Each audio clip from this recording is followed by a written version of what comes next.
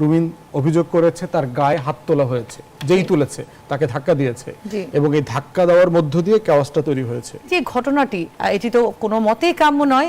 সেক্ষেত্রে আপনারা দোষ কাকে দেব সেই আলোচনায় যাওয়ার আগে বলি, এই ধরনের ঘটনাটা কেন ঘটলো আপনার কি মনে করছে? আমি শুরুতেই ব্যারিস্টার ফুয়াদ আপনার কাছে আসতে চাচ্ছি। প্রথম কথা হচ্ছে, অফকোর্স আপনার সাথে আমি একো করতেছি যে এটা খুব অন্যায্য কাজ এবং অসুন্দর কাজ, এবং সেক্ষেত্রে দুইটা প্যারালাল ইনভেস্টিগেশন হওয়া উচিত বলে মনে করছি।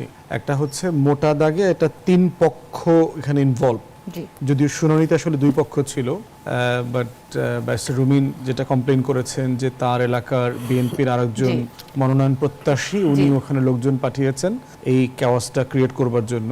সেখানে অফকোর্স এখানে হেলাল ভাই আছেন, ওনাদের একটা প্রসেস আছে বিএনপির ইন্টারনাল ইস্যুজ রিজলভ করবার। তো আমি দেখতে চাই যে বিএনপি লিডারশিপ এখন এটাকে সিরিয়াসলি ইনভেস্টিগেট করুক, যে কারণ তার দলের ভিতরে ডিসিপ্লিনের জায়গাটা সে কিভাবে ম্যানেজ করছে, এইটার সক্ষমতার উপরে ভিত্তি করে সে আগামী দিনে ক্ষমতায় এসে 31 দফার উপরে ভিত্তি করে রাষ্ট্র সংস্কার করতে পারবে কিনা, এই কনফিডেন্স বিল্ডিংটা তৈরি করা জরুরি ইলেকশনের আগে।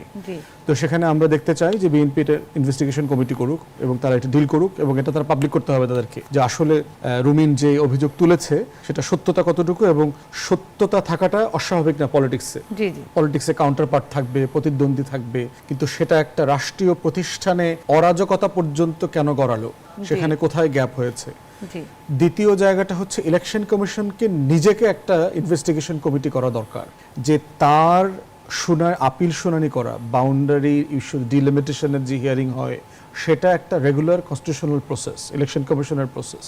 এবং 111-এর সময় আমরা দেখেছি যে 88টা আসনে কিভাবে সীমানা নির্ধারণের রাজনীতি করবার মধ্য দিয়ে বিএনপিকে ইলেকশন ইঞ্জিনিয়ারিং করে হারানো হয়েছে, এবং এই 88টা আসনে ইঞ্জিনিয়ারিং করে 133-34টা আসনের ফলাফল পরিবর্তন করে দেওয়া হয়েছে। আমাদের দিল্লি, প্রণব মুখার্জি, আওয়ামী লীগ, আমাদের প্রশাসন সবাই মিলে করেছে এই কাজটা। তো সেখানে বিএনপির একটা সিরিয়াস অ্যাকশন প্ল্যান আছে।